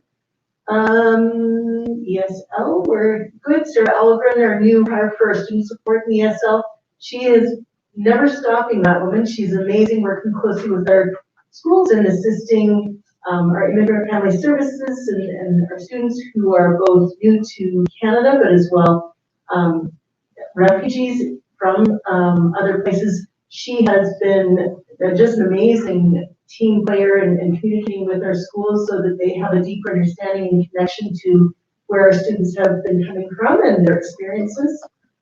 Lastly, I'm going to do this because I'm fighting with my mask, pardon me. Evacuation locations have all been confirmed from all of our schools, so we're happy to have that piece done. It's a huge task and really very important if we do, or if we're pressed with any crisis that might emerge where we have to evacuate our schools. Those sites are important to have confirmed. Diversity and inclusion parent table, this is a big one. We started to do quite a bit of work last year with a group of parents who shared an interest in being a part of this diversity and inclusion group. Of course, the pandemic happened as our momentum started to really roll, where we were looking at a student event. Recognizing the time and the pressures of the pandemic, the table did gather, and we did identify that we'd like to hear from parents and families, to hear what is currently the pressure, what are the challenges that they're facing right now. And so we have a subcommittee from this group generating a questionnaire that we're going to have interviewing these parents, and as well parents from Indigenous background and other minority backgrounds, to really hear what those struggles are, and so that ultimately that can inform our practices and we can best serve and support our families and students that come in our doors every day. Lastly, Path Forward. The report is online. Nikki Kale is the champion of our Path Forward program. Just really excited, some celebrations quickly. They have earned more credits this year and more diplomas than ever before. Quite the task, because even last year we thought, how is it possible that Nikki Kale herself can get this year 90 students registered, 39 earning a high school diploma. Just outstanding achievement, and really so very proud of the students that worked closely with Nikki, and maybe for some of those students the pandemic was a positive because they buckled down and they got her done. So just want to commend all those students that worked in the Fast Forward program and accomplished those goals that they set out to achieve with Nikki. That is all. Right, a great note to end the report on. Yes. Yeah, any questions for Mariah? Seeing none, we'll keep working our way through this agenda. For those joining us online, if you want to read the public forum responses, they are included in the agenda. It can be found on our division website. Those were responses to correspondence regarding extracurricular activity, and then correspondence regarding the SRO program. So you can check that out on our website. Now we will move on to 7.4, 5125 Club Celebration.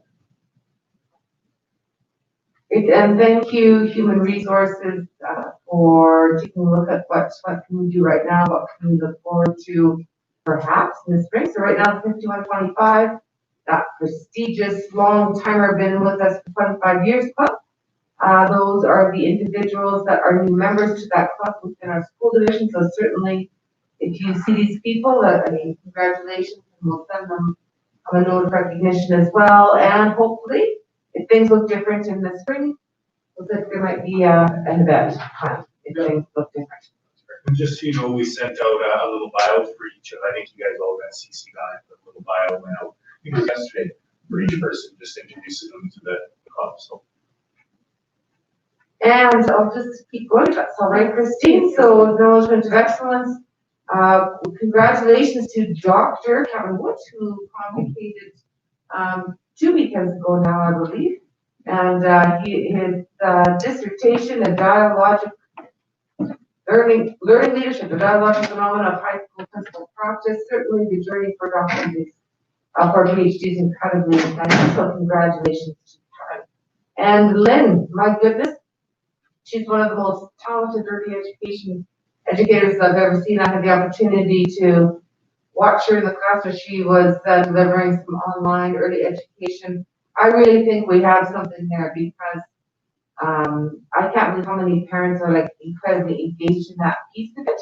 And it's not only good for kids at home, but the parents are learning too, right, about the kinds of things they can do with their children. Mark DeBoer, of course, his Meritorious Budget Award recognition for 2020-21. Budget year by the Association of School Business Officials International.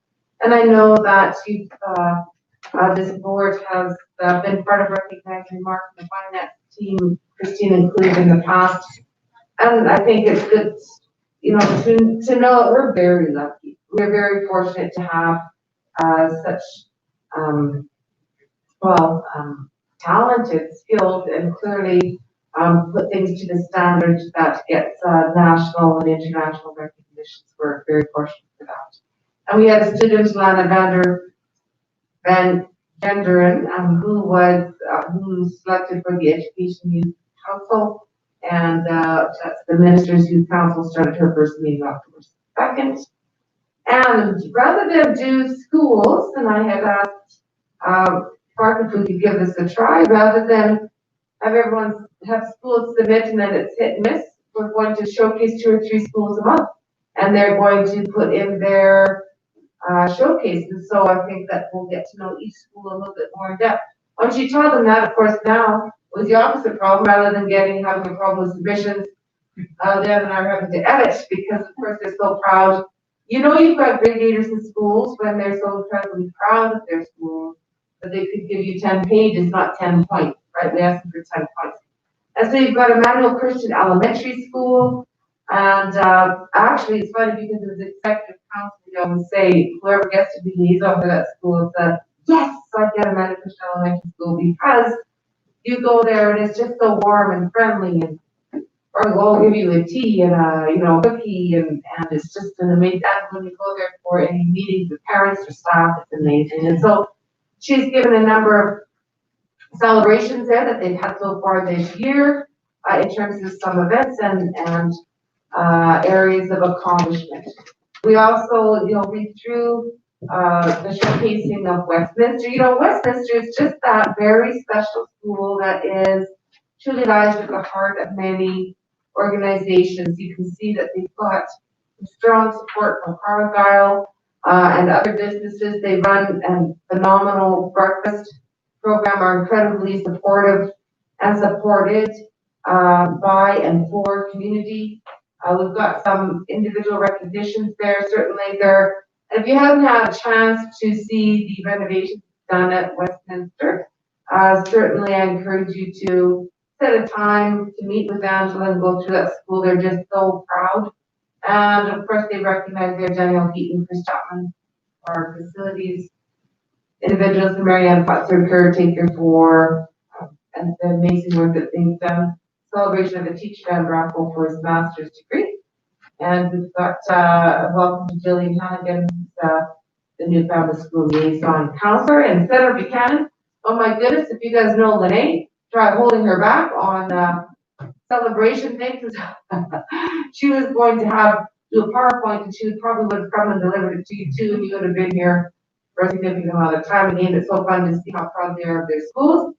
So certainly, we took some pictures from her PowerPoint and put them in this report. Thank you, Leanne, for doing that. And the change to that school, again, is astonishing. So if you get a chance, she loves to take you through and show you how what the school is looking like, and she showcased a few of that being there as well. Any questions about the recognition? So I thought we'd try that format as part of our reports so that you get to know each school a little bit. And many schools are sort of scrambling each month what I put in, and so they can give some due care and attention to that. Board priority report. Oh, I just wanted because I was sent some pictures the other day, Leanne, if you could bring them up, by Jared Heidegger. He's the teacher from Winston Churchill who's overseeing the dual credit program at the university, the genetically engineered machines, 1850. So he's, of course, dual credit. Just a reminder, those are the courses that we collaborate with the university. And so we have teachers, supervisors, and of course our students also have a university instructor sometimes, like in the case of Cinema 1000, they're joining the National University class.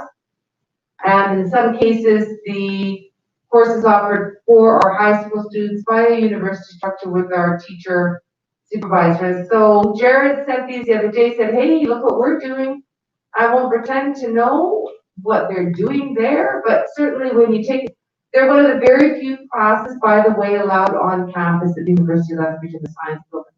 Because that class is entirely lab-based, those students are there Friday afternoons. And of course, some are from Churchill, some are from other schools. They're the ones who enrolled in that dual credit program. And they're the ones that also, as part of the course, prepare for that competition, the IGEM competition. And so I just wanted to show that to you. Can you believe the opportunity these students are getting? Just phenomenal. Like, to be able to go into the state-of-the-art lab. Jared points out that one of those machines there is worth $20,000. Can you believe it? That kind of idea. And so I'm just so thrilled that these young men and women have that opportunity. It just is truly exciting. And certainly also keeps some of that brain power in Lethbridge. It really does. When you start to get kids excited about being in a state-of-the-art science building in Lethbridge, you know, some of your incredibly top of the class science kids who get excited about science and genetics and genetic engineering, it's exciting to have. Well, there, wanted to put that out. I know that you can read my report. I just wanted to celebrate that early learning piece again with, and then as well, you know, delivering that learning online to children aged 3 to 4 seems really challenging. Like, oh my goodness, it's a play-based program, so that element's missing, but certainly building teachers' capacity. Congratulations to Lynn, who's our early learning educator at Westminster, who received the Prime Minister's Award of Excellence in Early Childhood. That's a very prestigious award, so certainly sent a note, and I know some of you sent her note on that already. I just wanted to say thank you to Instructional services, Karen Ramsey, and I know Emma June and, well, Emily Yan and Rhonda for some of our support staff sessions, Morag, Isabel, very successful division-wide professional learning day on October 13th, and I know that a lot of organization goes into that and managed to do a COVID-friendly professional learning day, and so that was well received, and it'll be interesting to see our feedback on the calendar. Remember, this is the first year that we had that week blocked off for professional learning division, school, and parent-teacher interviews. The teachers were really received it well, were thrilled. What I've heard from parents is they were thrilled. Now, though, that's early feedback. We have to wait till what they say when it gets closer to December, because we've got a long haul now between now and Christmas. And so we'll see what happens there. But again, thank you to Instructional Services and Karen, who is sort of the leader on the certainly organizing the teacher professional learning community piece. And I think, Mark, you mentioned in your report we got the chief of police. And Shaheen, did you mention that? Yeah, so we did have the opportunity to meet him, just to get to know and meet and greet, and incredibly impressed by the new chief of police, and strongly, he was a refugee or immigrant student himself to Canada many years ago. And so certainly has a really strong understanding of the refugee and immigrant population in Lethbridge, has been all over Canada, has a real diverse and an inclusive perspective. Really excited about the kinds of things he talked about in terms of establishing community in Lethbridge, and strongly supportive of our programs and connecting with schools. So it's exciting to get to meet him as part of trying to meet and greet the community. Last thing, I think I mentioned already earlier that our technology department has contracted an individual, a company, to help our teachers, sort of that walk with them side by side to learn the technology for the learning at home, for those who may still like some enhanced skills and developed skills as part of their professional learning. Any questions? Calendar of events for trustees, I think is all there, unless there's some changes that you, or errors you might have noted.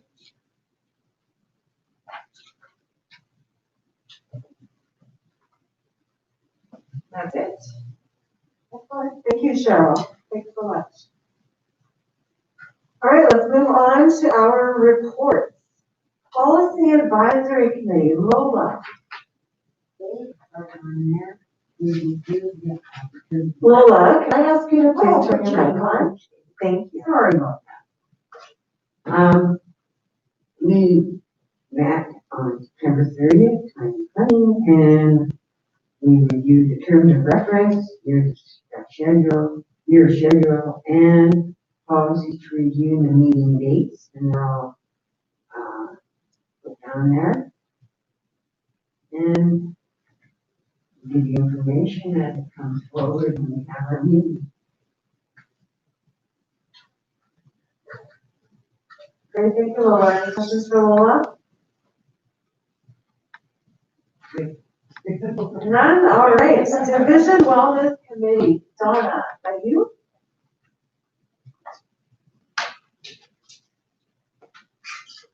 Well, we had a delightful meeting and looked at the fall with knowing that we're in a pandemic and things are not to be pushed, we're not planning to push too far forward, but we are really supportive of wellness in the district. And we want teachers, staff, kids, and community to look after their own wellness in particular as we move forward in lots of areas. And Jan, if you look down, our next meeting is January 11th. You're on this committee now. Okay, sounds good. Perfect, thank you, Donna. Any questions for Donna? All right, Division School Council. I attended this meeting with Cheryl, and it was a really great meeting. There was a good turnout. I think almost most schools were represented. Actually, it was really, really good. Quite a few in person and quite a few online. They had their elections. So Alison Purcell Pick is the chair this year. Alison Allen North is the vice chair. and Danielle Oben is the reporting secretary. So you can read through my notes of the meeting. I don't feel like I need to read through all of it. Some of the discussion points that we sat on, one of the parents commended the teachers for the videos before school starting. I know a lot of schools did this. They took virtual tours into the classroom through the school to give kids a sneak peek before they walked through the doors. And so that was really well received, and she said it helps to alleviate anxiety for students, which is really, really fantastic. Another question that came up is what are the schools going to do with the cold weather? And just really they were encouraging school councils to communicate with each other and for school administrators to communicate with parents well on this. Now that the snow is here. Another question that came up is, are schools considering fundraising and what are they going to do there? And I just felt with this division of school council, there seems to be a lot of collaborative conversation, more so than we've had at previous meetings. So they're sharing the ideas for fundraising, because obviously some things have changed with that. And then Jamie Wahlberger brought up her concern with the lack of extracurricular activities at this time. Does anybody have any questions about that one? All right, we will move on to the boundary review.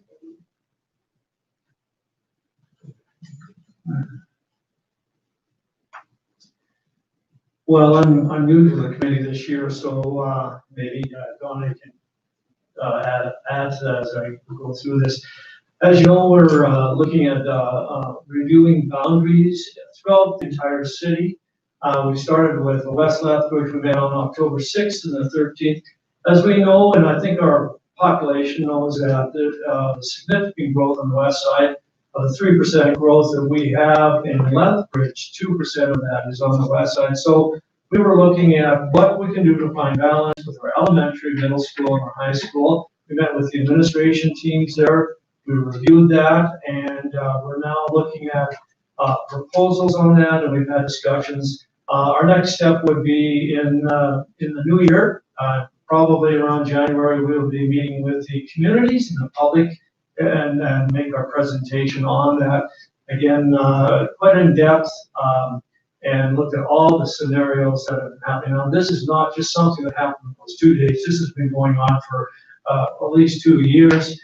We just know that with the population on the west side, we need to do something, and it's critical, and we have no new schools coming. So again, it'll be as positive as we can make it, and we're going to make the best presentation. Also, we met with the South Boundary Review Committee on this last week on October 20th, and then we started talking about what does that look like for our elementary schools, and also what does that look like for middle school, Gilbert Patterson, and that. Also, LCI is involved with that, and as well as SHUG's involved with it, so we're looking at a variety of different things. Again, we're looking at balance throughout our district and what's best for our learning community. And so we will review that, and then we will begin making presentations in January. Just to let you know that these presentations will be all happening not simultaneously, but basically at the same time, so that all communities, our north side community, our south side, and our west will be looking at all of those things. So I think that's it. Don, anything to add? No, you did a very good job at outlining. We look at the north next month, the first week of November, and then we're ready to let everybody know what we've looked at. All right. Thank you, Doug. Any questions for Doug? All right, poverty intervention, my report is there. I don't need to go through all of it. One of a couple things I want to pull out. Deanna Presley-Roberts gave an update on the Making Connections staffing. So she revisited the change in structure that we have. We now have 4 mental health capacity workers that work with all the schools, and currently we have family support workers. Currently we have 2 family support workers, and those are more hands-on. She has let me know that we are anticipating being up to full capacity of 4, hopefully in January. So we're very hopeful for that, so we can be connecting with families, yeah, be connecting with more families. With that, the committee is standing well financially. We're in a good start, and we passed a motion to increase grant bag capacity from 200 to 350, just to have more available to hand out, and we're anticipating a higher need in families now that the cold weather has come. And so that passed unanimously. So does anybody have any questions? Oh, and we're also doing a thank you advertisement in the Herald for all of our sponsors. It should be in there this weekend, which Herald, we're trying to be creative, being, doing a thank you outside of our typical luncheon. ASBA Zone 6 General Meeting, Donna. I'll just point out a couple of items. One, that accountability pillars noting student achievement will not be distributed this year because of the changes to the exams during our pandemic. And also, some school divisions have requested scenario 3 from the Ministry of Education. Scenario 3 is when they request for a whole school to be closed. And sometimes you've had to do it by a number of teachers being up with COVID, or not enough student teachers or substitute teachers to cover this school. So some schools in the division have had to, not ours, but other divisions have had to ask for scenario 3, and the Minister of Education has granted those. Thank you, Donna. Any questions for Donna? All right, correspondence received. First is from the Association of School Business Officials International. Meredith budget award is presented to Lethbridge School Division for excellence in the preparation and issuance of a budget for the fiscal year 2020-2021. Thank you, Christine, for leading your team and serving us in this area with excellence. Congratulations. Truly all marks to work in doing that. So thanks goes to Mark.